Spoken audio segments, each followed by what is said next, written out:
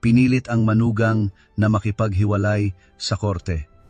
Natulala ang pamilya ng lalaki nang yumukod ang hukom sa isang major ng pulisya. Maligayang pagbabalik sa ating channel. May mga sakit na hindi dumudugo, ngunit tumatagos ang kirot hanggang sa kaibuturan ng kaluluwa. At may mga dulaan kung saan ang nag-aakalang sila ang direktor ay isa lang palang tau-tauhan sa kamay ng iba. Nang umagang iyon sa gusali ng korte, isang mayaman at palalong pamilya ang handang-handa na sa kanilang plano, ang itaboy ang kanilang manugang na palamunin nang walang anumang dala. Ang hindi nila alam, sa likod ng simpleng kasuotan at maamong anyo ni Isabela Isa Reyes ay isang pagkataong yayanig sa buong korte. Wika nga, kung sino ang lumura pa itaas, sa kanyang mukha rin babagsak ang laway. Kapag bumukas na ang telon, sino nga ba ang tunay na mapapayuko? Halina't samahan ninyo kami sa isang tasang mainit na salabat at pakinggan ang kuwentong puno ng lihim na pinamagatang pinilit ang manugang na makipaghiwalay sa korte. Natulala ang pamilya ng lalaki nang yumukod ang hukom sa isang major ng pulisya. Ang tiktak ng orasan sa dingding ay parang mga tuyong patak na bumabagsak sa nakabibinging katahimikan ng mansyon sa loob ng isang kilalang village sa Makati. 5:00 ng umaga. Si Isabela Reyes ay bumangon na parang desusing spring na nakaprograma, walang pag-aantok, walang mga pag-uunat na hindi kailangan.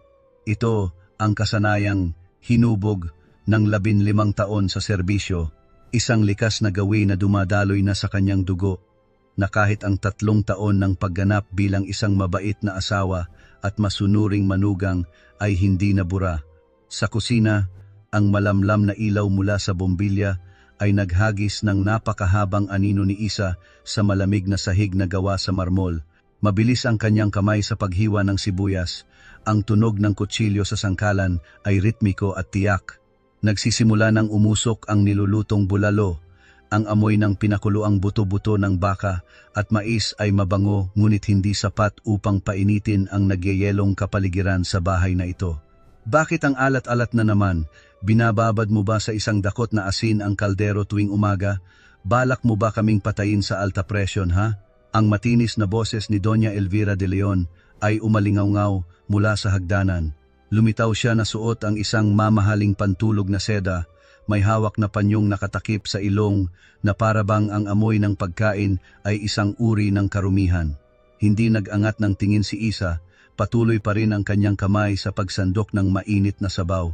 Ang kanyang boses ay kalmado sa isang di pangkaraniwang paraan. Binawasan ko na po ang asin kumpara kahapon, ma. Baka po hindi maganda ang panlasa ninyo ngayon. Abat, sumasagot ka pa. Talagang prom di ka kahit kailan. Kahit anong gawin, hindi matuto. Itinampal ni Doña Elvira ang kanyang kamay sa mesa. Ang kuwintas na perlas sa kanyang leeg ay nanginig, kasabay ng kanyang paghahabol ng hininga. 3 taon. 1,000 araw nang naririnig ni Isa ang mga masasakit na salitang iyon. Kung siya ay isang ordinaryong babae, marahil ay umiyak na siya, bumagsak o tumakbo palayo. Ngunit iba si Isa.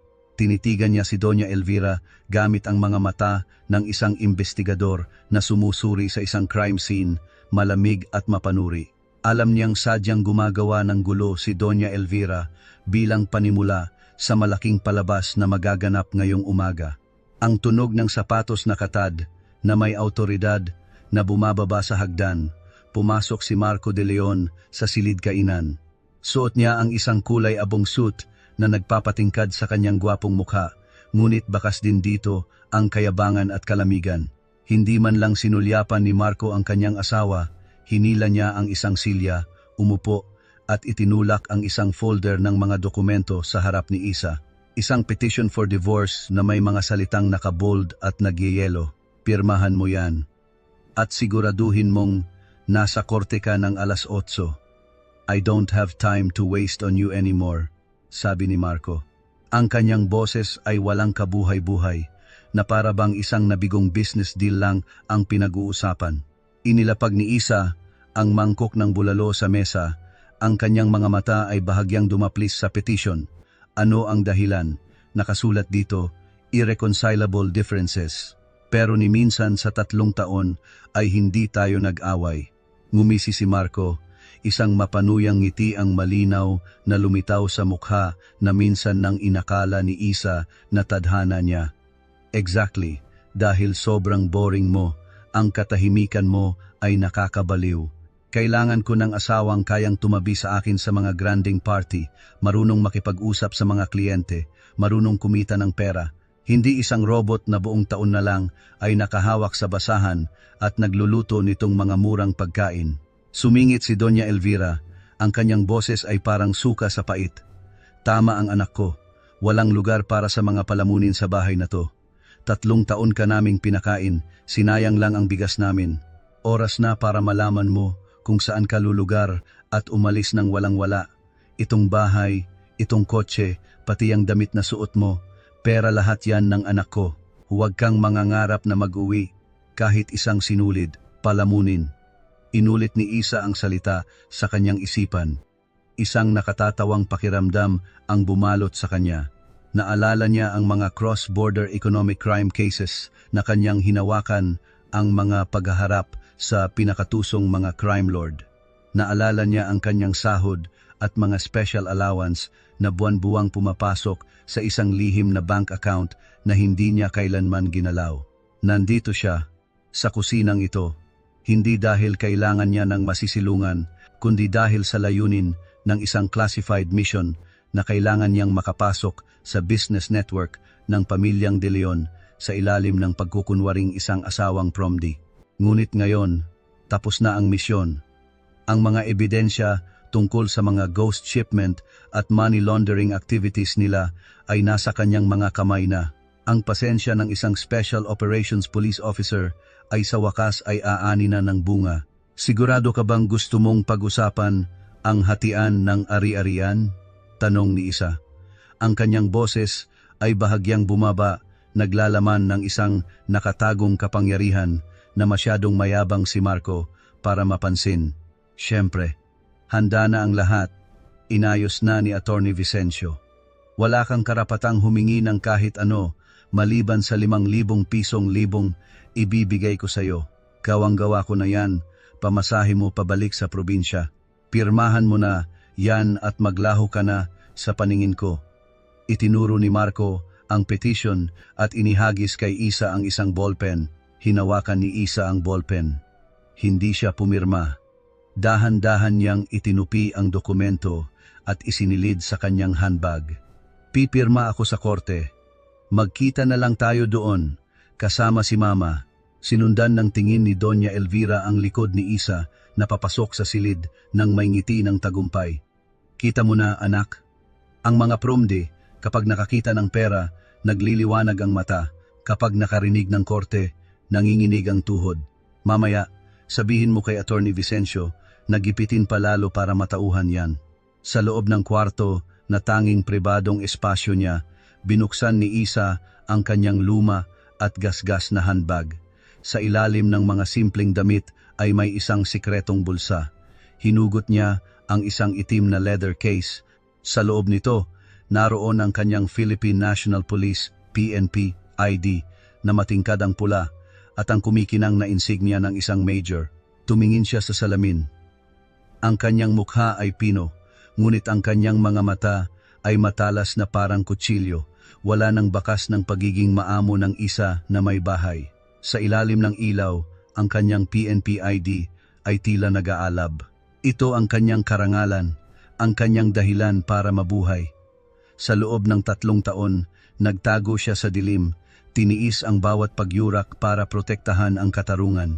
At ngayon, ang liwanag na iyon ay malapit nang isiwalat ang lahat ng madidilim na sulok ng pamilyang De Leon. Sa labas, ang kalangitan ng Maynila ay biglang nagbago. Madidilim na ulap mula sa kanluran ang mabilis na dumating. Tinatakpan ang mahinang sikat ng araw sa umaga. Ang dagundong ng kulog sa malayo ay nagbabala ng isang malakas na bagyo na malapit nang tumama sa lungsod. Isinara ni Isa ang zipper ng kanyang bag. Ang tunog nito ay matalas, parang isang deklarasyon ng giyera. Hindi na siya ang asawang itinakwil, siya ay isang opisyal na papasok sa kanyang huling laban. lumabas siya ng pinto nang hindi lumilingon. Hinahampas ng malamig na hangin ang kanyang mahabang itim na buhok. Naglakad siya patungo sa kanto kung saan naghihintay na ang isang motorsiklo mula sa ride-hailing app. Tumingin siya sa kanyang relo. 7:30 ng umaga. Sa Regional Trial Court ng Makati po, maikli niyang sabi. Ang kanyang puso ay tumitibok ng normal, walang bahid ng kaba o takot. Ang sakit ng isang wasak na pagsasama ay tuluyan nang napalitan ng katatagan ng isang alagad ng batas. Iniisip ni Marco na tinataboy niya ang isang palamunin. Iniisip ni Doña Elvira na nananalo siya laban sa isang mahinang manugang. Ang hindi nila alam, sila mismo ang nag-imbita sa isang bakal na rosas upang isagawa ang pinakamalaking paglilinis ng katarungan sa kanilang buhay. Nagsimulang pumatak ang ulan. Ang mga unang patak ay humahampas sa bintana ng sasakyan. Tumingin si Isa sa labas at nakita ang anino ng mamahaling sasakyan ni Marco na mabilis na dumaan na una sa kanila. Bahagya siyang ngumisi. Sige, tumakbo ka. Sige, magyabang ka. Dahil kapag bumukas ang telon sa korte, ang tanging mapapaluhod at magmamakaawa ay hindi si Isabela Reyes. Sa loob ng kanyang bag, bahagyang umalog ang kanyang cellphone. Isang text message mula sa kanyang kasamahan. Lahat handa na, ginang Major. Pinatay ni Isa ang screen. Ang kanyang mga mata ay nakatuon sa gusali ng korte na malabo nang natatanaw sa gitna ng kulimlim na ulan. Tapos na ang laro. Ang lobby ng Regional Trial Court ng Makati ay siksikan at nakasusulasok ngayong umaga. Ang hangin ay tila naubusan ng oxygen dahil sa halumigmig ng bagyo at sa amoy ng mayabang na pera. 7:50 ng umaga. Si Marco de Leon ay bumaba mula sa kanyang mamahaling sasakyan. Ang kanyang mga hakbang ay puno ng kayabangan sa mahabang pasilyo. Ang tunog ng kanyang sapatos na katad na tumatama sa sahig ay matigas, sumisigaw ng arogansya ng isang taong naniniwalang kaya niyang bilhin maging ang katarungan. Inayos ni Marco ang kanyang matingkad na pulang kurbatang seda, isang kulay na masyadong magarbo sa kulimlim na kapaligiran ng korte, ngunit sumasalamin sa kanyang pagiging mahilig magpasikat. Nakasunod sa kanya si Doña Elvira, isang babaeng nasa mga 60 anyos.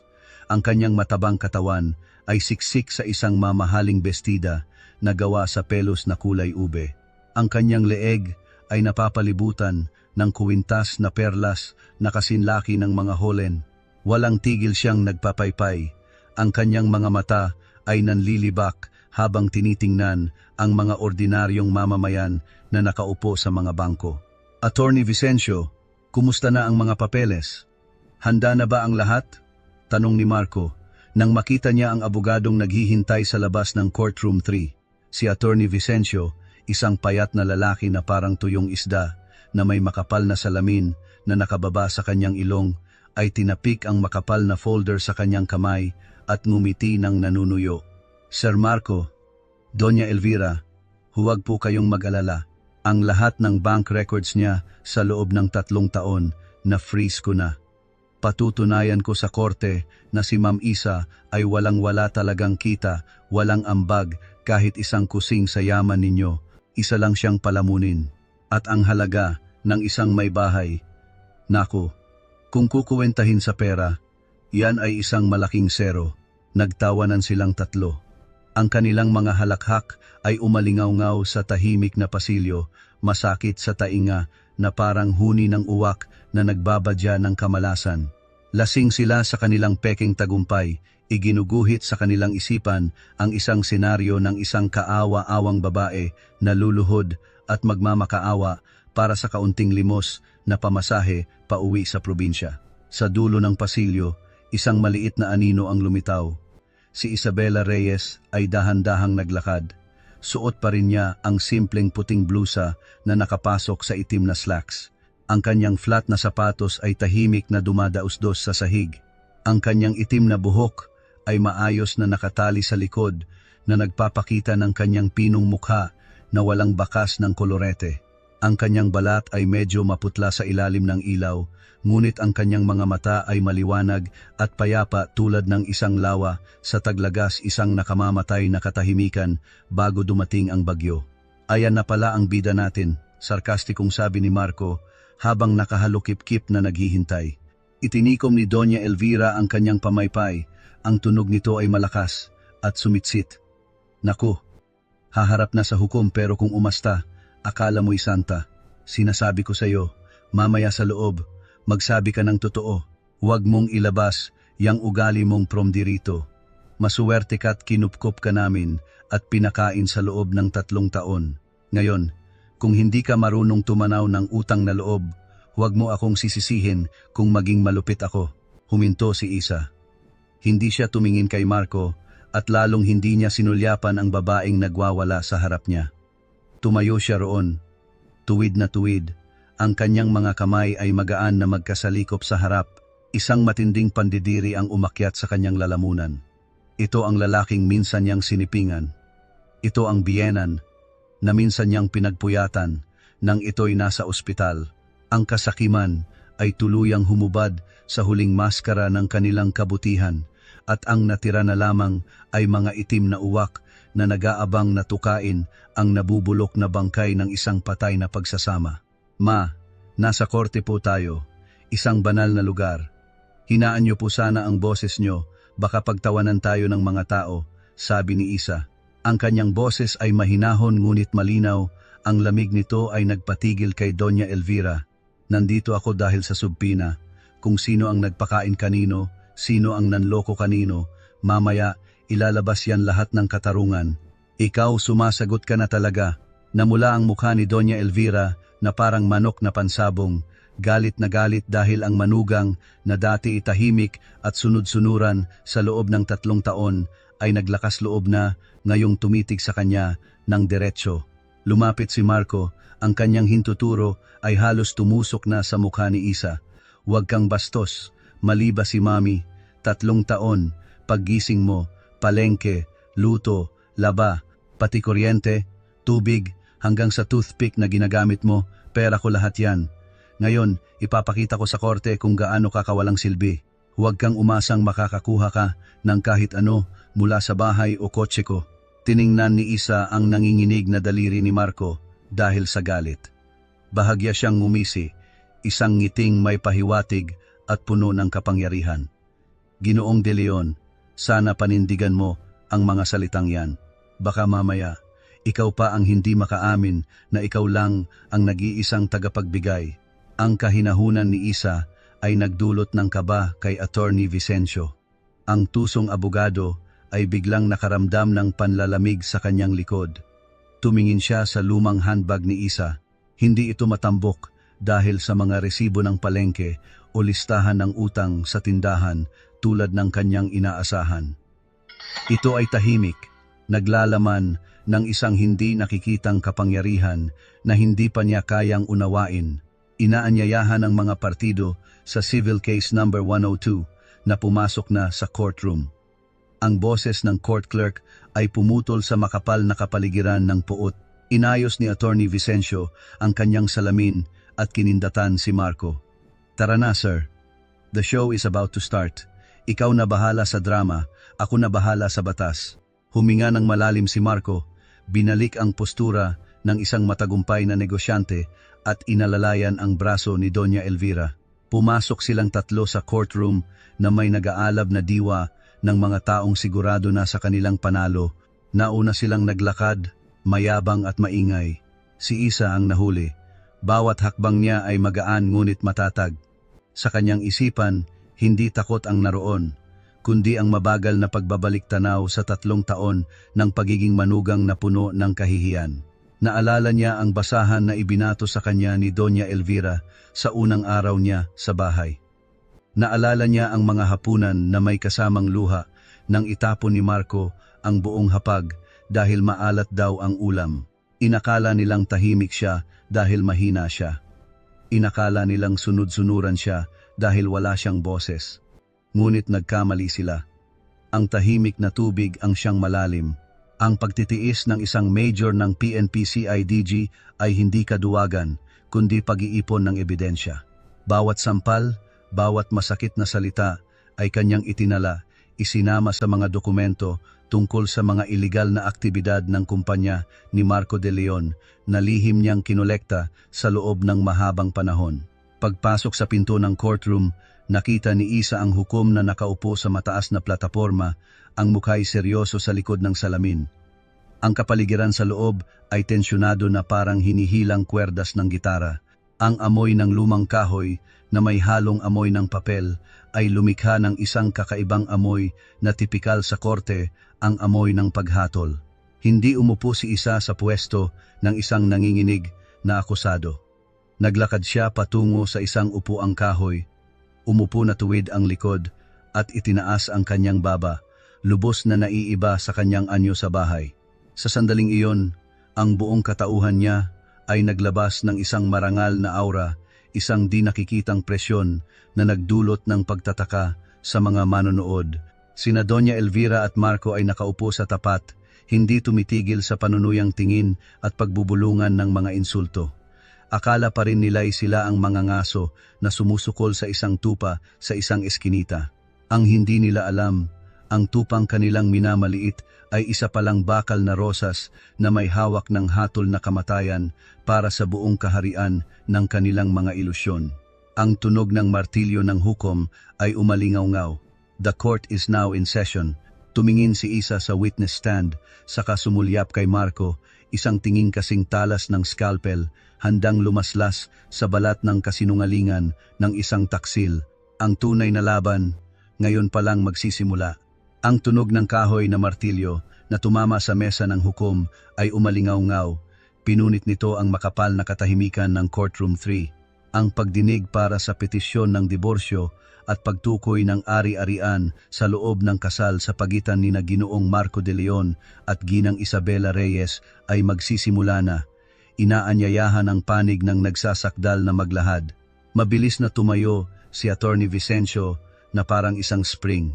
Inayos niya ang kanyang salamin, umubo ng may kahalagahan at nagsimulang magsalita ng mga legal na terminolohiya.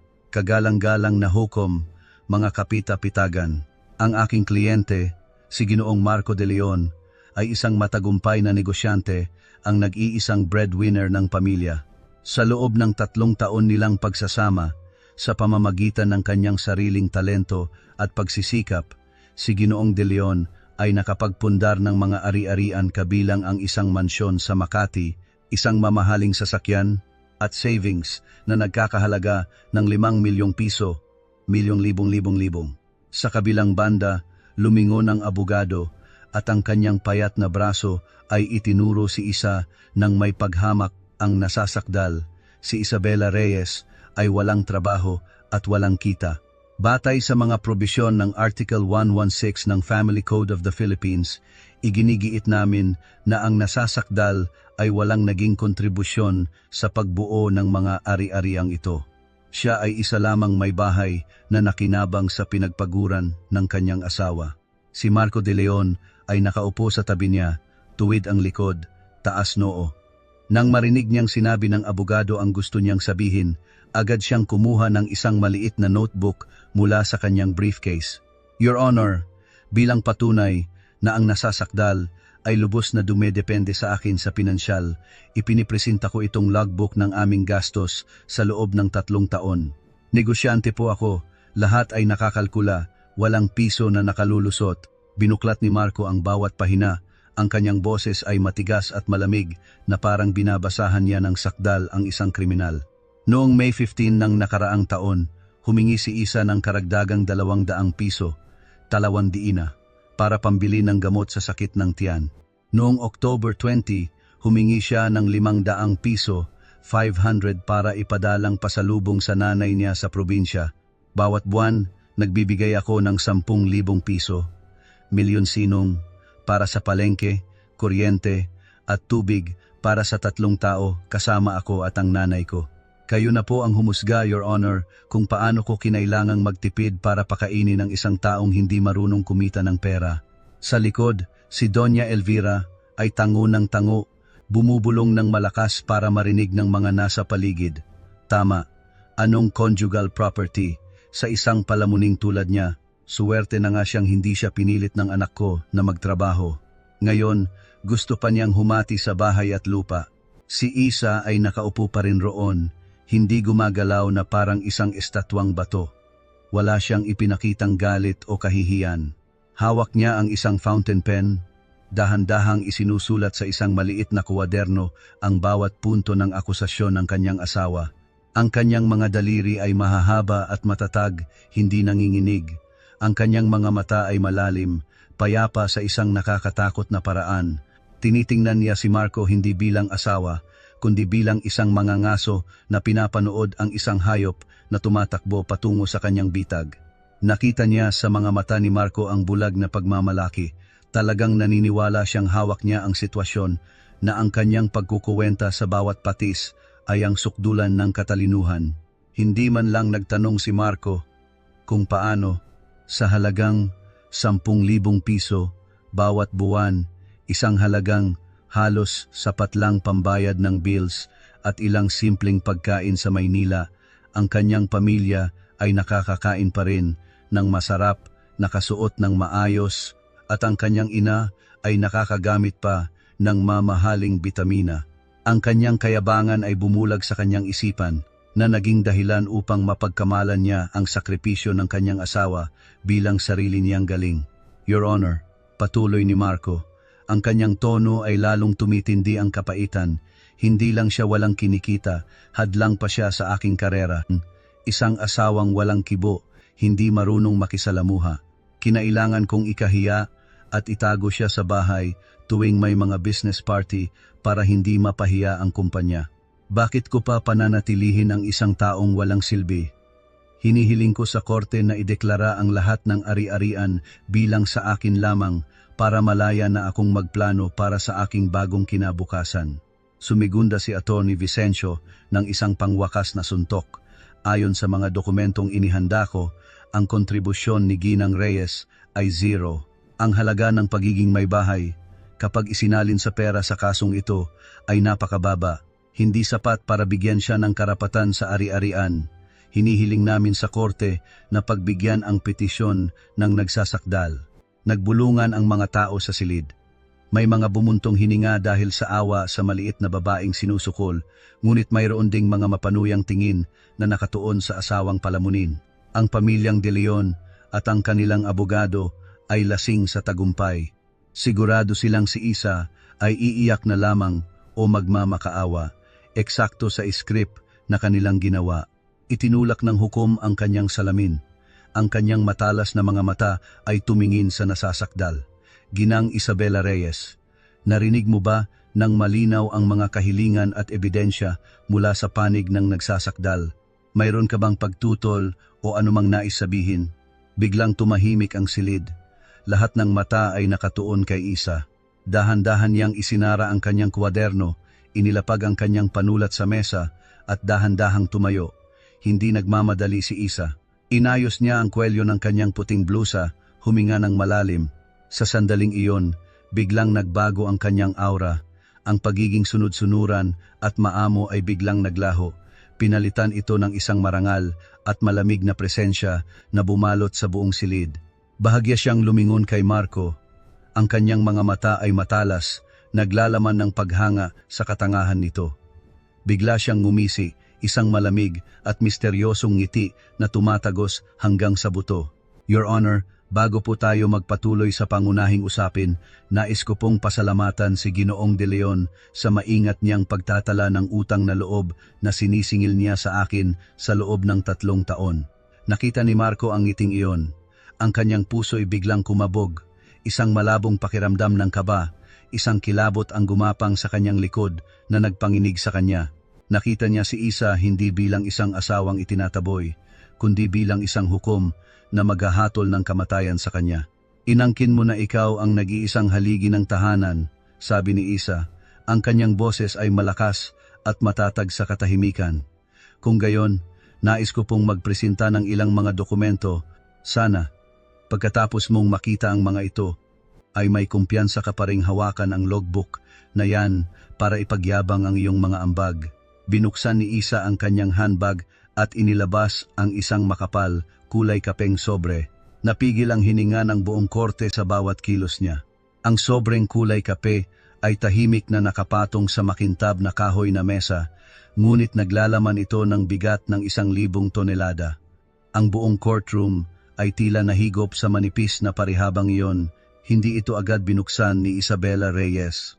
Tumayo siyang tuwid, ang kanyang mga balikat ay payat, ngunit matatag na parang bundok. Ang kanyang mga mata ay direktang nakatutok kay Marco de Leon, na nagsisimula ng pagpawisan sa ilalim ng presyon mula sa katahimikan ni Isa. Ginoong de Leon, nagsalita si Isa. Ang kanyang boses ay hindi mataas ngunit umalingaw-ngaw. Bawat salita ay parang kutsilyong humihiwa sa peking kapaligiran. Napakagaling mong magkwenta. Itinala mo ang bawat 200 pisong pambili ng gamot, ang bawat 500 pisong padala.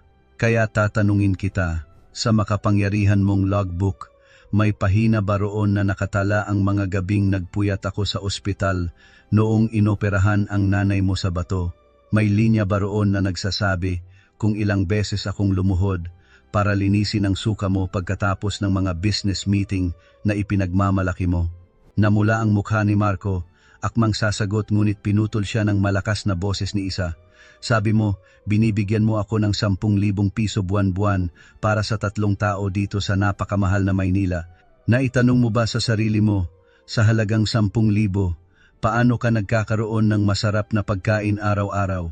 Paano nagkakaroon ng mamahaling ginseng ang nanay mo para pampalakas? Paano laging plansado at mabango ang mga designer suit mong nagkakahalaga ng libo-libo nang hindi gumagastos ni isang kusing sa laundry shop? Mula sa likuran, nagsimulang magsalita ng mapanlait si Doña Elvira. Kasi masuwerte ang anak ko. Marunong siyang humanap ng murang bilihin. Huwag ka nang manumbat. Ngumisi si Isa, isang ngiting puno ng pait. Hindi niya tiningnan si Doña Elvira, nakatuon lamang kay Marco. Murang bilihin? Walang bagay na mura sa paraang hindi makatwiran. Tanging ang inyong pagkabulag lamang ang walang hangganan. Ginoong de Leon, akala mo malaki na ang 10,000 mo? Your Honor, sa loob ng 3 taon, para mapanatili ang kanyang kayabangan, para laging malinis ang bahay at handa ang pagkain tuwing mag-uuwi siya ng mga kliyente, tahimik kong ginagastos ang sarili kong pera. Bawat buwan, hindi bababa sa 15 hanggang 20,000 piso, 15,000 pointaw, 10,000. Saan ka kukuha ng pera? Wala ka namang trabaho. Sigaw ni Marco.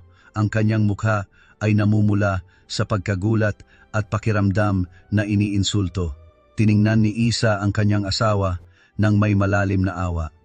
Sa sandaling iyon, ang kanyang puso ay tuluyan ng nanlamig. Wala nang natitirang bahagi ng pagmamahal. Nakaramdam siya ng sakit, hindi dahil sa pagkawala ng asawa, kundi dahil sa mababang pagtingin na ibinigay nila sa kanya. 3 taon ang kanyang kabataan. 3 taon ng pagiging asawa, manugang, at kasambahay na walang bayad, at sa huli ay tinumbasan lamang ng 5,000 pisong limos. Iyon ang pinakamasakit na sampal sa dignidad ng isang tao, at lalo pang nakakahiya para sa isang opisyal na tulad niya. Wala akong trabaho? Inulit ni Isa, ang tono ay puno ng sukdulang panunuya. Tama, hinayaan kong isipin mo na nasa bahay lang ako. Pero nagtanong ka ba kung anong ginagawa ko sa laptop ko tuwing gabi?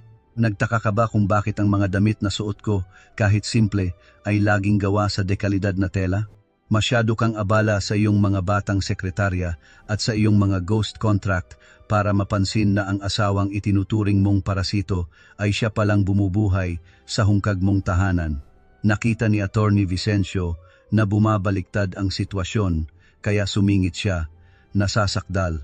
Sinasabi mong naglalabas ka ng sarili mong pera. Nasaan ang ebidensya?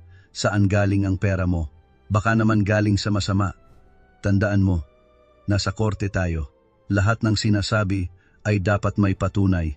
Ebidensya. Mahinang inulit ni Isa. Ang kanyang mga mata ay naging matalas. Ang kanyang aura bilang isang opisyal ng batas ay biglang sumabog na nagpaatras sa abogado. Gusto ninyo ng ebidensya? Ipapakita ko sa inyo ang katotohanang nakapangingilabot. Dahan-dahan niyang kinuha ang sobre.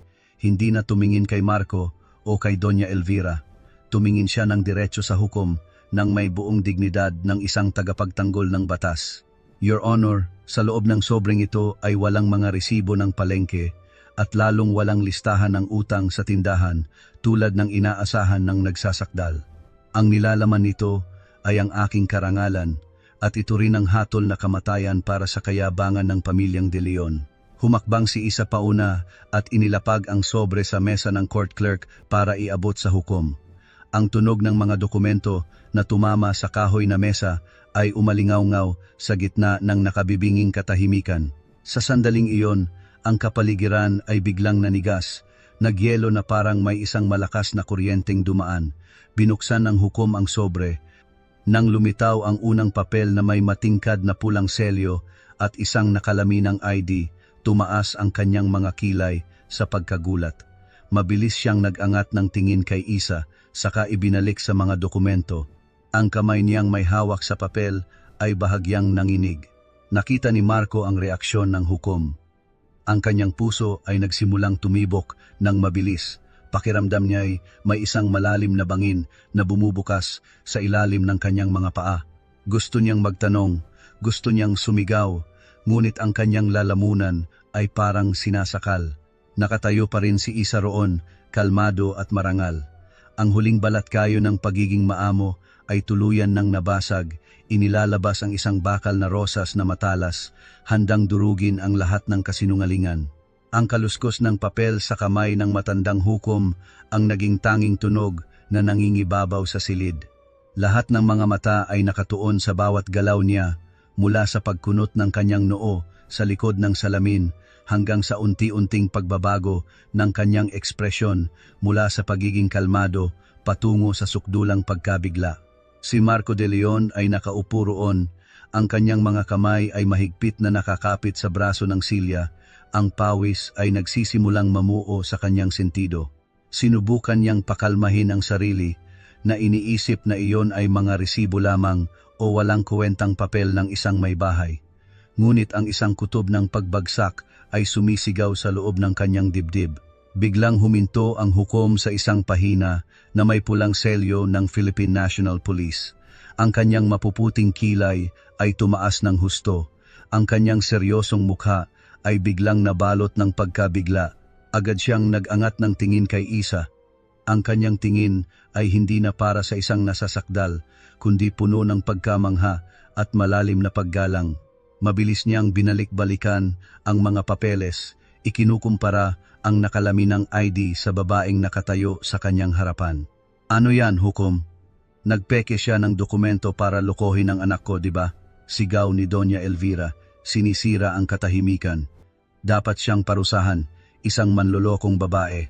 Si Attorney Vicencio ay hindi na rin mapakali. Nauutal siya. Your Honor, kung ang mga yan ay hindi beripikadong dokumento, hinihiling naming i-dismiss ang mga ito kaagad. Si Ginang Reyes ay walang kakayahang pinansyal. Tiyak na may problema ang mga papel na yan. Hindi man lang sinulyapan ng hukom ang abogado. Dahan-dahan niyang inalis ang kanyang salamin, inilapag sa mesa, at gumawa ng isang kilos na yumanig sa buong courtroom. Tumayo siya isang pambihirang kilos sa gitna ng pagdinig. Ang kinatawan ng batas ay bumaba mula sa kanyang plataporma, inayos ang kanyang itim na roba ng may di pangkaraniwang dignidad. Lumapit siya kay Isa, pinanatili ang isang magalang na distansya, at yumukod isang malalim at magalang na pagyukod na para lamang sa isang taong may mataas na katungkulan. Bumagsak ang isang nakabibinging pagkalito sa pamilyang De Leon. Naramdaman ni Marco De Leon na tila nagyelo ang dugo sa kanyang mga ugat. Bakit ang isang bihasang hukom ay kailangang yumukod sa asawang tinawag niyang parasito? Bakit ang tingin ng lahat sa korte ngayon ay nagbago mula sa awa patungo sa pagkamangha at takot? Si Isabela Reyes ay nakatayo roon, ang kanyang mga balikat ay nakabukas, ang baba ay bahagyang nakataas. Ang lahat ng bakas ng pagiging aba at sunod-sunuran sa loob ng 3 taon ay tila nahugasang lahat. Hindi na siya ang manugang na sinisigawan dahil sa isang maalat na sabaw ng bulalo. Hindi na siya ang asawang hinagisan ng petition for divorce sa mukha. Ang ningning ng isang opisyal ng pambansang pulisya ng Pilipinas ay nagniningning mula sa kanyang tiwala sa sarili at mapagpasyang kilos. Ang kanyang mga mata ay matalas, naglalaman ng lakas ng disiplina at katarungan na nagpapanginig sa sinumang may kasalanan. Bahagyang tumango si Isa bilang tugon sa pagbati ng hukom. Ang kanyang boses ay malinaw at puno ng kapangyarihan. Salamat po sa inyong walang kinikilingan, Your Honor. Nanginginig si Doña Elvira. Ang kanyang mga kamay ay mahigpit na nakakapit sa braso ni Marco. Marco, anak, bakit yumuyukod ang hukom sa kanya? Anong ginawa niya? Hindi sumagot si Marco sa kanyang ina. Siya ay parang napako sa kinatatayuan. Ang kanyang isipan ay nagkakagulo. Naalala niya ang mga gabing nagpupuyat si Isa sa harap ng laptop. Naalala niya ang mga pagkakataong ngumingiti ito ng misteryoso kapag ipinagyayabang niya ang kanyang mga paraan para makalusot sa batas. Isang primal na takot ang nagsimulang gumapang sa bawat selula ng kanyang katawan. Kung hindi siya isang palamunin, sino siya? Lumingon ang hukom kay Marco at kay Attorney Vicencio. Ang kanyang mga mata ngayon ay puno ng awa para sa kanilang kamangmangan at kayabangan. Itinaas niya ang matingkad na pulang PNP ID para makita ng lahat.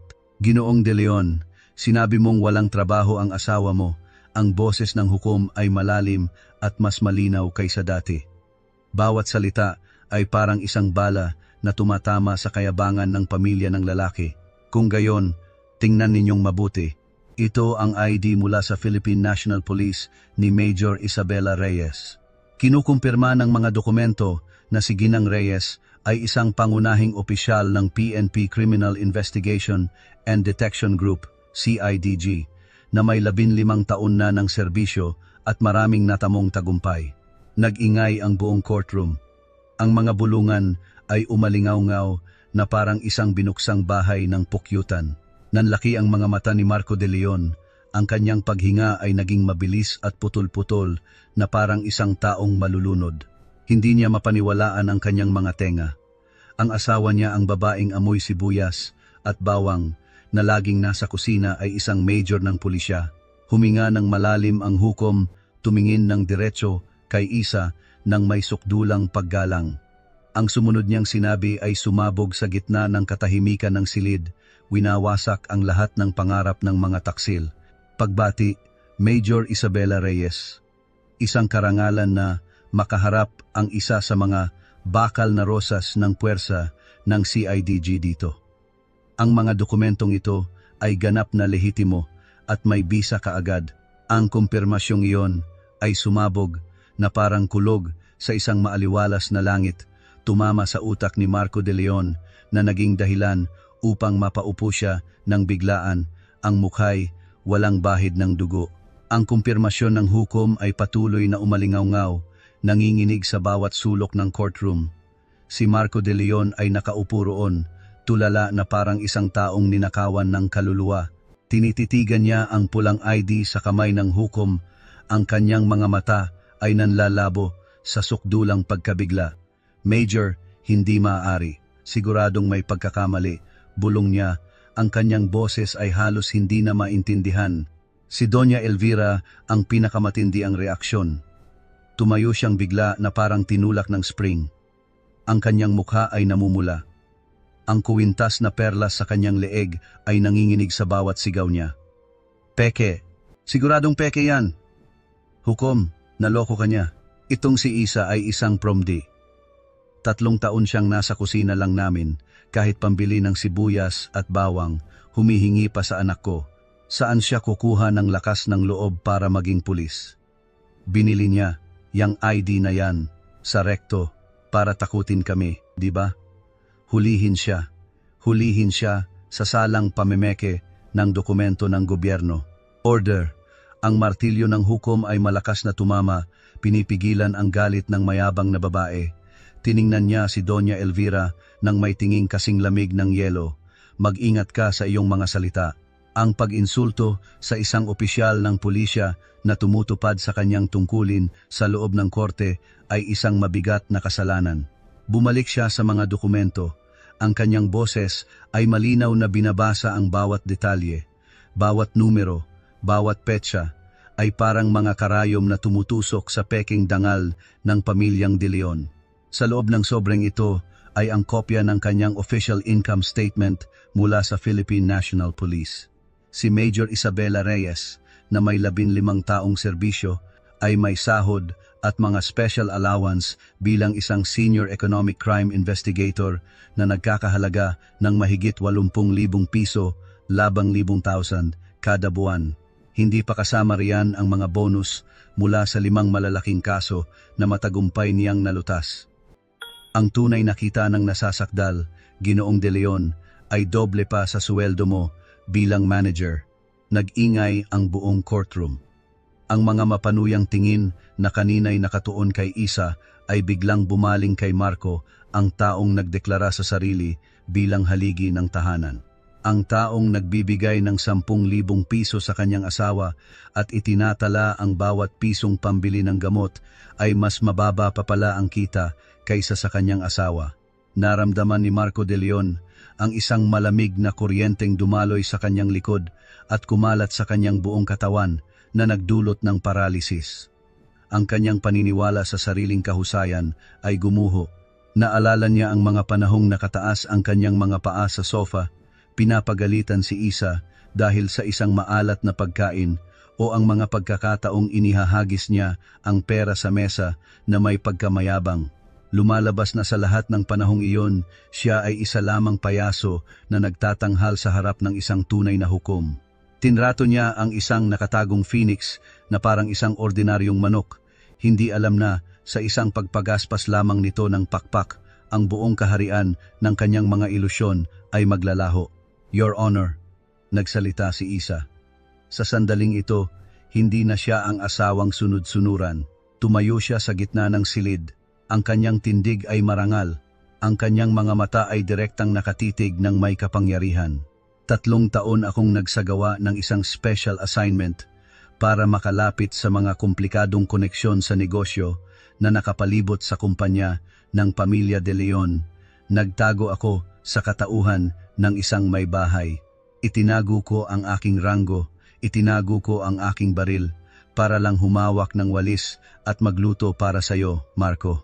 Ginamit ko ang sarili kong sahod para punan ang mga maluho mong gastos at ng nanay mo dahil alam kong ang 10,000 ibinibigay mo ay sapat lang para sa iyong personal na gastusin. Lumingon si Isa kay Marco. Ang kanyang mga mata ay wala ng puot, tanging ang lamig na lamang ng katarungan. "Akala mo tahimik ako kasi tanga ako?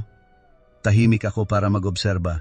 Tahimik ako para makita kung gaano kadilim ang puso ng isang tao.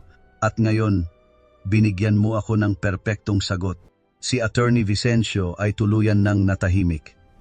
Nakayuko siya, pilit na pinapaliit ang kanyang sarili na parang isang ipis na naghahanap ng matatakasan. Ang kanyang teorya na ang isang may bahay ay walang halaga ay dinurog sa ilalim ng takong ng sapatos ng isang major. Si Doña Elvira ay napaupo, ang kanyang hininga ay putol-putol. Ang kanyang mga mata ay nanlalaki habang nakatingin kay Isa na parang nakakita ng multo. Ang katotohanan ito ay napakalaki, lampas sa pangunawa ng isang babaeng buong buhay na nakakakilala lamang sa pera at peking kapangyarihan. Si Isa ay nakatayo sa gitna ng courtroom, ang kanyang mga balikat ay nakabukas, ang kanyang anino ay humahaba sa sahig na parang isang diyosa ng katarungan. Ang kanyang marangal na aura ay bumalot sa espasyo, na ginagawang siksik at solemne ang hangin. Ang kayabangan ng pamilyang De Leon kanina ay isa na lamang ngayong kaawa-awang abo. Hindi kailangan ni Isa na sumigaw, hindi kailangang umiyak. Ang kanyang presensya lamang sa kanyang tunay na katauhan ay sapat na upang durugin ang lahat ng kasinungalingan. Lahat sa korte ay napigil ang hininga habang pinapanood ang maliit ngunit makapangyarihang babae. Ang legal na labanan tungkol sa ari-arian ay lumiko na sa isang direksyon na walang sinuman ang nakapag-akala isang paghuhusga sa pagkatao at isang hatol na kamatayan para sa kasakiman. Ang tensyon sa courtroom ay hindi na lamang pagkamangha, ito ay naging nagyayelong katahimikan ng isang legal na pagbitay. Si Isabela Reyes ay nakatayo roon. Ang kanyang mga mata ay kalmado, ngunit naglalaman ng lakas ng isang paparating na bagyo. Hindi niya binigyan ng pagkakataon ang pamilyang De Leon na makabawi. Gamit ang tiyak na kilos ng isang investigador, kinuha niya mula sa kanyang bag ang ikalawang hanay ng mga dokumento. Ang mga ito ay hindi na personal na impormasyon, kundi mga sakdal na nakasulat sa mga numero. "Ginoong De Leon," sabi ni Isa, ang kanyang boses ay naging kasing tigas ng bakal. "Sabi mo, ako'y walang silbi dahil nasa bahay lang, bulag at bingi sa nangyayari sa lipunan. Ngunit nakalimutan mo na ang mismong pagmamaliit mong iyon ang nagdulot ng iyong kapabayaan na katawa-tawa. Inuwi mo ang mga folder ng iyong mga iligal na transaksyon. Iniiwan kung saan-saan sa iyong mesa dahil akala mo ang asawa mong Promdi ay marunong lang magbasa ng resibo ng kuryente." Naramdaman ni Marco De Leon ang isang kislap ng kuryente sa kanyang utak. Ang mga pira-pirasong alaala ay nagsimulang magdugtong-dugtong. Ang mga gabing lasing siyang nagkukuwento sa asawa tungkol sa kung paano makaiwas sa buwis.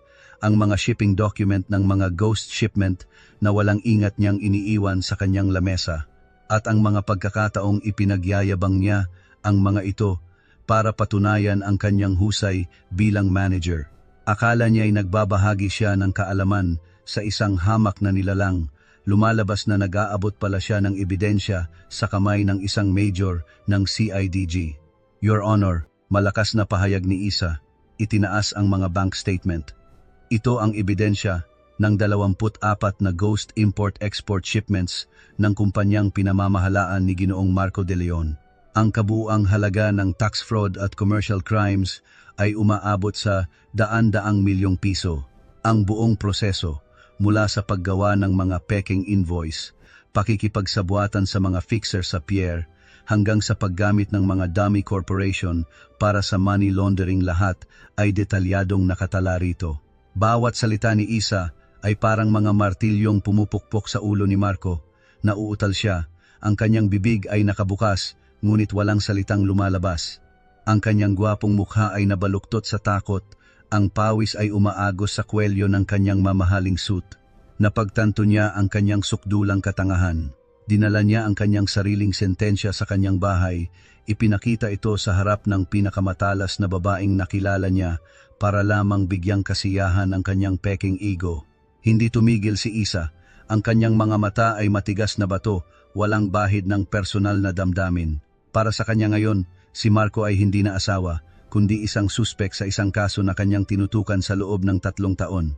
"Sa aming pagsasama, hindi sinasadyang nakalap ko ang mga ebidensyang ito. Hindi dahil sinusubaybayan kita, kundi dahil sobrang tiwala ka sa aking kawalang malay. Akala mo, tanga ako at hindi marunong magbasa ng financial report? Nagkakamali ka. Mas mabilis ko pa yang basahin kaysa sa pagbabasa mo ng comics." Ang katahimikang bumalot sa silid ay naging nakapangingilabot. Ang mga manonood ay nagsimulang magbulungan. Ang paghanga kay Isa ay lalong lumaki, habang ang pagkasuklam sa pamilyang De Leon ay umabot na sa sukdulan. Isang babaeng isinakripisyo ang 3 taon ng kanyang kabataan, tiniis ang lahat ng mental na pagpapahirap para ipagtanggol ang katarungan. Siya ay isang simbolo ng sakripisyo at katatagan. Bumagsak si Marco De Leon sa kanyang upuan, ang mga kamay at paay nanlambot. Tumingin siya kay Isa, ang babaeng dati niyang itinuring na palamuti na ngayon ay nakatayo bilang isang diyosa ng katarungan. Naramdaman niya kung gaano siya kaliit, kahamak at katanga.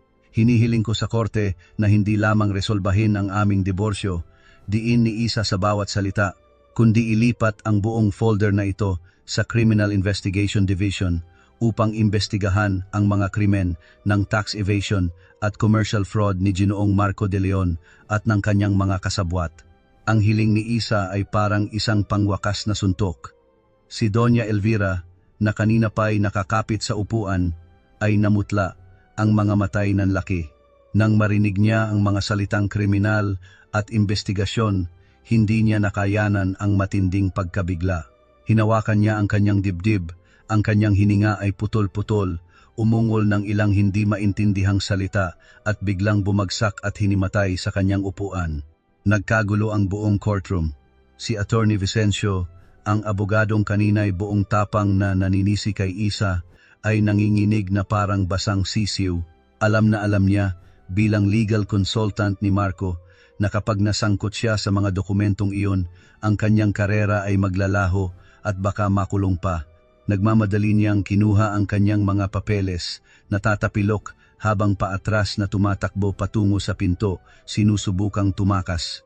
Hinto! Ang sigaw ni Isabela Reyes ay matalas. Hindi ito malakas, ngunit ang bigat nito ay sapat na para mapatigil si Attorney Vicencio na parang napako sa sahig. Lumapit si Isa, bawat hakbang ay malamig at ritmiko. Hinarangan niya ang tanging daan palabas. Ang kanyang matalas na mga mata ay tumusok sa kaluluwa ng abogado. Saan ka pupunta, Attorney Vicencio? Ngumisi si Isa, isang ngiting walang init. Kasasabi mo lang, kasama ng kliyente mo, na isa akong palamunin at tinutulak niyo ako palabas ng walang dala. Ngayon, dahil nasusunog na ang bahay, tatakasan mo para iligtas ang marumi mong lisensya? Ganon ba? Nauutal si Vicencio. Ang pawis ay umaagos sa kanyang noo at nagpapalabo sa kanyang makapal na salamin. Major Reyes, ginagawa ko lang po ang trabaho ko. Ako lang po ang legal representative. Wala po akong alam sa mga dokumentong yan. Walang alam? Lumapit pa si Isa, dinidiin ang tiwaling abogado. Isang tusong tulad mo, hindi alam na illegal ang mga ghost shipment na yon? Tinulungan mo si Marco de Leon na gawing legal ang maruming pera, minanipula mo ang mga papeles para lokohin ang korte. Akala mo ba, ang titulo mong attorney ay poprotekta sa'yo? Ang legal ethics itinapon mo na. Kaya tatanggalin ng batas ang karapatan mong humawak ng panulat. Tumayo ka lang diyan at hintayin mo ang iyong subpina. Bumagsak si Attorney Vicencio, ang kanyang briefcase ay kumalabog sa sahig at nagkalat ang mga papeles. Wala na siyang lakas para sumagot. Sa kabilang panig, nakita ni Marco de Leon ang kanyang inang walang malay na saksihan ang pagkatalo ng kanyang abogado. Ang sukdulang takot ay tuluyang nagpabagsak sa natitira niyang dangal. Wala na ang kanyang pagiging marangya. Lumakad si Marco ng pasuray-suray at sa harap ng nagugulat na mga mata ng lahat, bigla siyang lumuhod sa paanan ni Isa. Isa, mahal. Pakiusap. Hinawakan ni Marco ang laylayan ng pantalon ni Isa, ang kanyang boses ay basag sa desperasyon. Nagkamali ako. Tanga ako. Nabulag ako sa pera. Alang-alang sa 3 taon nating pagsasama. Alang-alang sa pagmamahal ko sa iyo noon. Huwag mong isumite ang mga ebidensyang yon. Kung gagawin mo, makukulong ako. Masisira ang karir ko, ang buong buhay ko. Isa, pakiusap. Tumingin si Isa sa lalaking nakaluhod sa kanyang paanan. Isang matinding pandidiri ang bumara sa kanyang lalamunan. 3 taon siyang umasa na sa likod ng kayabangan nito ay may natitira pang kabutihan. Ngunit wala. Kahit sa pagluhod at pagmamakaawa, ang sarili pa rin niya ang iniisip ni Marco. Hindi man lang niya tinanong ang kalagayan ng kanyang inang hinimatay, ni isang salita ng paumanhin para sa pagtawag sa asawa niya na palamunin. Ang kanyang pagiging hamak ngayon ay mas nakakatakot pa kaysa sa kanyang kalupitan kanina. Pagsasama, sabi ni Isa, ang kanyang kamay ay kumuyom sa kanyang bag para pigilan ang isang sampal. Noong ihagis mo ang petition for divorce sa mukha ko, naisip mo ba ang pagsasama natin? Noong kinakalkula ninyo nitong abogado mo ang bawat sentimo para itulak ako sa wala, naalala mo bang asawa mo ako, mahal mo ako? Ang mahal mo lang ay ang sarili mong ego, ang kayabangan na may naglilingkod sa'yo ng libre. Patuloy pa ring nagmakaawa si Marco. Luhat sipon ang umaagos sa kanyang mukha. Ibibigay ko lahat sa'yo. Ang bahay, ang kotse, ang pera, kahit anong gusto mo, basta bawiin mo lang ang criminal case. Pakiusap, Isa. Umatras si Isa, marahas na iwinaksi ang kamay ni Marco na parang isang maruming bagay. Ang kanyang mga mata ngayon ay tanging ang lamig na lamang ng isang opisyal na tumutupad sa tungkulin. Huli na ang lahat, Marco de Leon. Ang pera, kapag nawala, maaaring kitain muli. Ngunit ang pagkataong nabubulok na, walang makapagliligtas. Wala kang karapatang makipagtawaran sa katarungan. Hindi na ako ang asawa mong sunod-sunuran na tinumbasan mo ng 5,000 piso. Ako ay isang tagapagpatupad ng batas, at ang batas ay walang lugar para sa awa sa mga kriminal. Ang iyak ng kararating lang sa malay na si Doña Elvira ay umalingaw-ngaw. Sinusuntok niya ang kanyang dibdib habang tinatawag ang pangalan ng kanyang anak, lumilikha ng isang kaawa-awang tanawin. Ang alyansa ng kasakiman at kayabangan ay tuluyan ng gumuho sa ilalim ng liwanag ng katotohanan. Sakto sa sandaling iyon, ang malaking pinto ng courtroom ay muling bumukas. Biglang tumahimik ang lahat. 2 pulis na nakauniporme ang pumasok. Ang kanilang mga mukha ay seryoso at matatag. Hindi nila pinansin ang nagkakagulong mga tao kundi dumiretso sa kinaroroonan ng mga partido. Tumayo ng tuwid si Isa at bahagyang tumango sa kanyang mga kasamahan. Sa sandaling iyon, naintindihan ni Marco na tapos na talaga ang lahat. Ang mga kamay ng katarungan ay hindi na isang banta. Ito ay totoo na handang higpitan ang gapos sa mga taong minaliit ang batas at ang kapwa. Ang silid ay binalot ng isang nakamamatay na katahimikan. Tanging ang hamak na paghinga ni Marco de Leon at ang mahinang pag-iyak ni Doña Elvira ang maririnig. Nakaluhod pa rin si Marco, ang kanyang mga nanginginig na kamay ay nakakapit sa hangin, ang mga matay tulala habang pinapanood ang mga kasamahan ni Isa. Alam niya, ang pinto ng kalayaan ay nagsasara na, at ang tanging may hawak ng susi ay ang babaeng kanyang minaliit. Si Isabela Reyes ay nakatayo pa rin, ang kanyang tingin ay dumaan kay Marco na parang isang basura. Hindi niya kailangang magpakatatag. Ang kanyang likas na dignidad ay lumikha ng isang harang na hindi malalampasan. Tumayo ka, Marco de Leon, sabi ni Isa. Ang kanyang boses ay wala ng galit, tanging isang nakakatakot na kahungkagan. Huwag mo nang dagdagan pa ang kahihiyan ng mamahaling suit na yan na lagi mong ipinagmamalaki. Lumuluhod ka para hilingin na bawiin ko ang ebidensya para protektahan ang posisyon mo't yaman? Kung gayon, pakinggan mo to. Humarap si Isa sa hukom, ang kanyang boses ay matatag na umalingaw-ngaw sa buong silid. Your Honor, opisyal kong idinedeklara na isinusuko ko ang lahat ng karapatan ko sa anumang hatian sa lahat ng ari-arian na naipundar sa loob ng aming kasal. Ang mansyon, ang mamahaling sasakyan o ang mga bank account na puno ng kalkulasyon at pandaraya, ibinibigay ko lahat sa kanya. Hindi ko kailangan ni isang kusing mula sa maruming perang yan. Nag-angat ng ulo si Marco, ang kanyang mga matay nanlalaki sa pagkabigla. Hindi siya makapaniwala sa kanyang narinig. Buong buhay niyang sinamba ang pera. Ginamit ito para sukatin ang halaga ng isang tao. At ngayon, ang mismong asawang hamak ay ibinabalik ito sa kanya ng may pandidiri. Nagulat ka, no? Ngumisi si Isa, isang ngiting puno ng sukdulang panunuya. Buong buhay kang nagkalkula. Kinwenta mo ang bawat tali ng kangkong, ang bawat piraso ng isda, maging ang gamot para sa sarili mong ina, para lang itaboy ako ng walang-wala. Pero nakalimutan mong kwentahin ang isang bagay na pinakamahalaga, ang puso ng tao. Akala mo ba lahat ay katulad mo, na pera ang layunin sa buhay? Para sa akin, ang karangalan ng isang alagad ng batas at ang dignidad ng isang babae ang siyang hindi matutumbasan ng pera. Ang mga ari-ariang yan, para sa iyo, iyan ang iyong buhay. Pero para sa akin, basura lang yan. Lumapit si Isa kay Marco, tinitigan ang kanyang mga matang nanlalabo sa takot.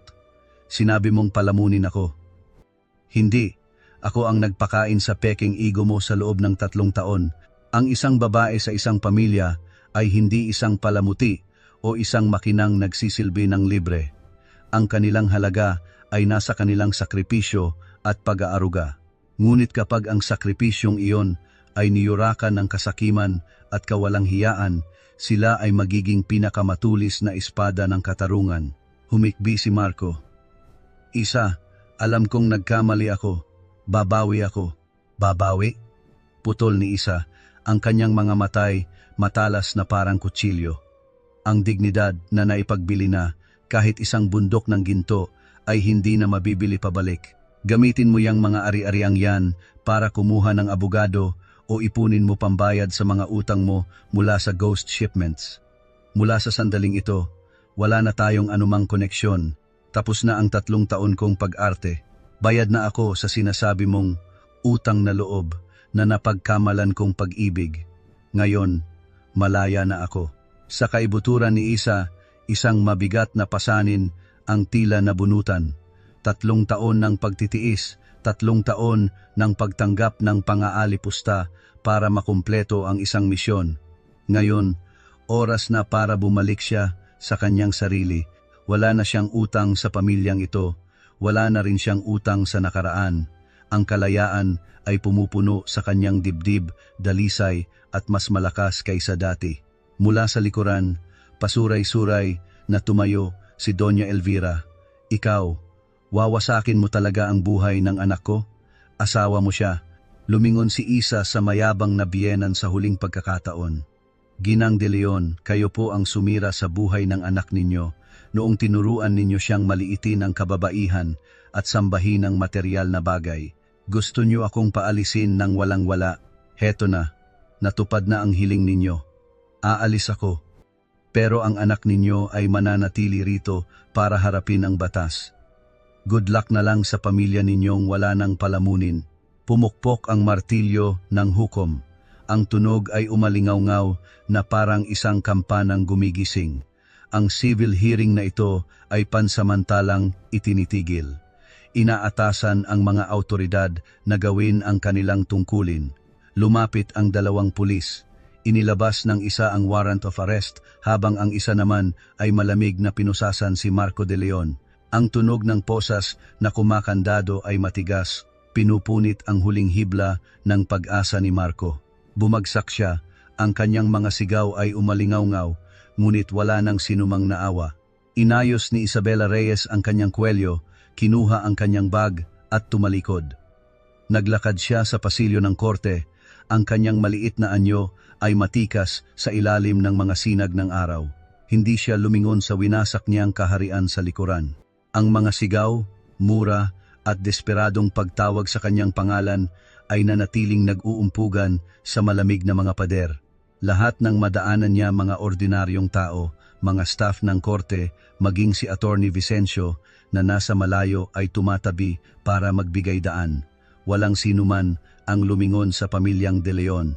Naisagawa na ng katarungan ang kanyang tungkulin at ang puso ng mga tao ay nakahanap na ng kanilang sagot. Ang sirena ng sasakyan ng pulis ay umalingaw-ngaw sa labas ng mansyon sa Makati, sinisira ang peking katahimikan. Si Marco de Leon ay dinala pa uwi na may malamig na posas sa kamay. Ang kanyang mamahaling suit ay gusot na, basa sa pawis at alikabok ng courtroom. Suray-suray siyang naglakad sa pagitan ng 2 pulis. Ang mga matay walang buhay habang nakatingin sa magarbong tarangkahan ang lugar kung saan kaninang umaga lamang ay buong yabang siyang lumabas bilang hari. Agad na kumilos ang mga taga-piskalya at ang PNP-CIDG. Isang search warrant ang binasa sa harap ng mga opisyal ng barangay. Si Doña Elvira na kararating lang ay nagpagulong-gulong sa sahig, walang tigil sa pagmumura, ngunit ang kanyang mga sigaw ay mabilis na nilamon ng seryosong pagpapatupad ng batas. Isil ang lahat ng ari-ariang may kaugnayan sa kaso. Umalingaw-ngaw ang utos. Agad na nagsimulang idikit ang mga pulang sealed tape sa lahat ng dako. Ang mamahaling kotse, ang ginamit ni Marco para ipagyabang at takutin si Isa, ay nilagyan ng tape sa salamin. Ang pangunahing pinto ng mansyon, ang kahadeyero na puno ng mga titulo at alahas, maging ang mga imported na muebles lahat ay isa-isang na-freeze. Nakatayo si Marco sa gitna ng sala habang pinapanood ang mga dating kasamahan ng kanyang asawa na kinukumpiska ang bawat folder ng kanyang mga iligal na transaksyon. Tinitigan niya ang sealed tape sa pinto ng kanilang kwarto kung saan tahimik siyang inalagaan ni Isa sa loob ng 3 taon. Isang pait ang bumara sa kanyang lalamunan. Ilang oras pa lang ang nakalipas, ginamit niya ang mga material na bagay na ito para insultuhin ang kanyang asawa. Ngayon, ang mga ito mismo ang naging ebidensya na humihigpit sa tanikala sa kanyang leeg. Nagkagulo ang isip ni Marco sa huling pagsisisi. Natanto niya ang isang masakit na katotohanan. Kayang bilhin ng pera ang takot ng mga kasosyo, ang pagsipsip ni Attorney Vicencio, ngunit hindi nito kayang bilhin ang pag-unawa ng babaeng kanyang niyurakan. Nasa kamay na niya noon ang pinakamahalagang yaman, ang tapat na pag-ibig at tahimik na proteksyon ng isang major ng pulisya, ngunit bulag niya itong itinapon para sa mga peking numero at panandaliang aliw. Nang gumuho ang kanyang imperyo, ang pera ay hindi lang nabigong iligtas siya, kundi naging mga mabibigat na bato pa na lalong naglubog sa kanya sa kahihiyan. Tara na, Ginoong De Leon. Tapos na ang search. Ang boses ng isang opisyal ang gumising kay Marco. Itinulak siya palabas. Paghakbang niya sa labas ng pinto, nakita niya ang isang anino ng babae na nakatayo sa tabi ng isang police van. Nakatayo roon si Isabela Reyes, nakasandal sa sasakyan, nakahalukip-kip. Pinalitan na niya ang kanyang puting blusa ng isang plantsadong uniforme ng pulis. Ang insignia ng major ay kumikinang sa kanyang balikat. Hinahangin ang kanyang buhok na lalong nagbigay diin sa kanyang matalas, matatag at makapangyarihang ganda. Mula sa malayo, ang malamig na tingin ni Isa ay tumusok sa lalaking inaaresto. Hindi ito tingin ng isang naghihiganti, kundi tingin ng isang kinatawan ng batas sa isang kriminal na nabubulok na ang kaluluwa. Sa kanyang mga mata, si Marco De Leon ay isa na lamang alikabok, isang dumi sa kasong kalilinis lang niya. Marangal siyang nakatayo, ganap na hiwalay sa kaawa-awang pagbagsak ng pamilyang De Leon. Tumingin si Marco, akmang tatawagin ang pangalan ni Isa, ngunit nanuyo ang kanyang lalamunan.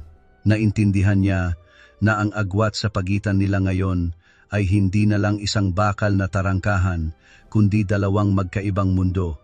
Ang isa ay liwanag ng katarungan at karangalan, at ang isa ay dilim ng kasalanan at kahihiyan. Yumuko si Marco habang pinagtitinginan ng mga tsismosong kapitbahay. Ang pinto ng police van ay malakas na nagsara tuyo at malamig opisyal na tinatapos ang buhay ng isang nagkunwaring hari. Nakatayo pa rin si Isa, tahimik na pinapanood ang pag-alis ng sasakyan. Ang kanyang mga mata ay hindi kumukurap, malamig at malayo, na para bang nagpapaalam sa isang nakaraang hindi karapat-dapat alalahanin. Umalis ang sasakyan, iniwan ang isang mansyong selyado sa gitna ng pagkamangha ng buong siyudad. Hindi lumingon si Isabela Reyes. Ang mga sigaw ni Doña Elvira, ang tunog ng mga posas, ang amoy ng mamahaling pabango sa bahay na iyon, lahat ay naging mga basag na alaala na dinurog ng mga gulong ng katarungan. Huminga siya ng malalim, dinadama ang sariwang hangin sa kanyang dibdib. 3 taon ng pagtitiis, 3 taon ng pag-arte bilang isang sunod-sunurang may bahay, tapos na ang lahat. Huminto ang sasakyan sa harap ng headquarters ng PNP CIDG sa Camp Crame. Bumaba si Isa. Ang kanyang mga hakbang ay matatag at pamilyar sa lupapaing ito. Dito siya tunay na kabilang. Pagpasok niya sa kanyang opisina, isang masayang kapaligiran ang sumalubong sa kanya. Naroon na ang kanyang hepe at mga kasamahan, naghihintay. Walang mga makikinang na suit, tanging mga seryosong mukha sa asul na uniforme. Welcome back, Major Reyes. Mission accomplished. Nagpalakpakan sila. Tumayo ng tuwid si Isa at sumaludo. Ang sandaling dumampi ang kanyang kamay sa gilid ng kanyang noo. Naramdaman niya ang isang kuryenteng dumaloy sa kanyang katawan. Hindi lang ito isang ritual, isa itong pagpapatunay sa kanyang sarili. Hindi na siya si Isa na walang trabaho. Siya si Major Isabela Reyes, ang kinatatakutan ng mga economic criminal. Sa kanyang mesa, ang case folder ni Marco De Leon ay may tatak na Case Closed for Prosecution. Bawat pahinang tahimik na inipon ni Isa sa loob ng 1,000 araw, mula sa mga kahina-hinalang dokumento hanggang sa listahan ng mga ghost shipment, ay naging matatalim na espada ng katarungan. Major Reyes, ang iyong undercover work ang naging susi sa pagbuwag natin sa sindikatong ito. Si De Leon at ang kanyang mga kasabwat ay magbabayad ng mahal sa ilalim ng batas, sabi ng kanyang hepe. Tinatapik ang kanyang balikat. Ngumiti si Isa. Isang ngiting maningning at puno ng kumpiyansa na 3 taon niyang itinago. Pakiramdam niya ay isa siyang phoenix na muling isinilang mula sa abo ng nakaraan, mas malakas kaysa dati. Ang mga araw ng pagtitiis, ang mga sandaling kumakain siya ng tira sa kusina, lahat ng iyon ay naging pagsasanay lamang sa kanyang bakal na kalooban. Ang sakit ng kataksilan, ang pagtatakda ng kanyang halaga sa 5,000 piso ay hindi na nakakasakit. Sa halip, ito ang nagpatibay sa kanyang paninindigan. Pinrotektahan niya ang kaban ng bayan, ang katarungan, at higit sa lahat, ang sarili niyang dangal. Dapit hapon, nang nakaalis na ang lahat, nanatili si Isa sa dressing room. Maingat niyang isinuot ang kanyang uniforme. Ang insignia ng major ay kumikinang sa kanyang balikat na parang mga bituin. Tumayo siya sa harap ng salamin, pinagmamasdan ang kanyang sarili. Nasa harap niya ang isang babaeng opisyal na may matatalas na mata, matatag ngunit puno pa rin ng puso. Ang lahat ng kahihiyan sa poder ng mga De Leon ay tuluyan ng nabura. Hindi na siya biktima ng isang maling pagsasama.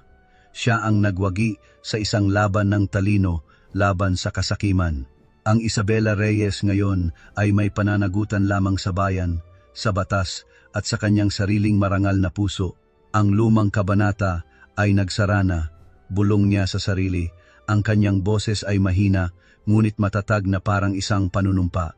Isang bagong buhay ang naghihintay, maningning at puno ng karangalan. Ang huling hatol ay ibinaba. Si Marco De Leon ay sinentensiyahan ng 12 taon sa bilangguan. Sa araw ng paghatol, payat na payat siya. Ang mamahaling suit ay napalitan na ng uniforme ng bilanggo. Tumingin siya sa mga manunood, naghahanap ng pag-asa, ngunit tanging anino lang ng kanyang ina ang nakita niya matanda at lantana. Ang yaman na dati niyang ipinagyabang ay kinumpiska lahat. Ang mansyon sa Makati ay permanenteng isinara. Ang kanyang ina, na buong buhay ay sanay sa luho, ay napilitang umuwi sa isang lumang bahay sa probinsya. Iyon ang mapait na kabayaran para sa kasakiman at pagmamaliit sa kapwa. Samantala, sa Maynila, pagkatapos ng bagyo, ang hangin ay naging napakalinaw. Si Isabela Reyes ay naglalakad sa tabi ng lawa sa Luneta Park. Ang ginintuang sikat ng araw ay tumatama sa mga puno at kumikinang sa ibabaw ng tubig. Suot niya ay simpleng damit. Ang kanyang buhok ay nakalugay. Ang kalayaan ay hindi lang mula sa paglaya sa isang nakalalasong relasyon, kundi mula sa pagtupad sa kanyang tungkulin. Ipinikit ni Isa ang kanyang mga mata, dinadama ang malamig na hangin. 3 taon siyang namuhay na parang anino. May mga pagkakataong tinanong niya kung sulit ba ang lahat. Ngayon, alam niyang tama ang kanyang ginawa. Ang halaga ng isang tao ay hindi nasusukat sa pera, kundi sa kung saan sila tumatayo kapag hinahamon ang katarungan. Bahagyang umalog ang kanyang telepono. Isang bagong text message. Major Reyes, may bagong development sa Case File Z. 1,000. Kinakailangan ang iyong presensya sa command post sa loob ng 15 minuto. Ngumiti si Isa, ang kanyang mga matay nag-alab sa determinasyon. Wala na siyang panahon para lumingon sa nakaraan. Ang buhay ay isang serye ng mga misyon. Mabilis siyang naglakad, patungo sa sasakyang naghihintay. Ang kanyang mga hakbang ay mabilis at tiyak, dala ang aura ng isang bakal na rosas na kalalampas lang sa bagyo. Nang sumara ang pinto ng sasakyan, tumingin si Isa sa unahan, kung saan isang malawak na daan ang naghihintay. Ang kanyang kinabukasan ay wala ng bahid ng panlilinlang, tanging liwanag na lamang ng tungkulin at pag-asa. Umarangkada ang sasakyan, dala ang isang kaluluwang tunay na muling isinilang mula sa abo ng kataksilan. Si Isabela Reyes ay handa na para sa isang bagong laban, dala ang isang pusong mas matatag kaysa dati. Mga kaibigan, dito nagtatapos ang kwento ni Isabela Reyes. ngunit nagbubukas ito ng malalim na pagninilay sa ating mga puso tungkol sa salitang pagkatao. Sa buhay, ang perang nawala ay maaaring kitain muli, ngunit ang dignidad na ipinagbili na kahit isang bundok na ginto ay hindi na ito mabibili pabalik. Kinwenta ng pamilyang De Leon ang bawat sentimo, ngunit nakalimutan nilang kwentahin ang pinakamahalaga, ang utang na loob at ang tama. Sana, sa pamamagitan ng kwento ni Isa, matutunan nating huwag maliitin ang sinuman dahil ang bawat isa sa atin ay may angking lakas at halaga. Mamuhay tayo ng may katapatan dahil sa huli, ang mananatili sa atin ay hindi ang mga material na bagay kundi ang kapayapaan ng ating kaluluwa.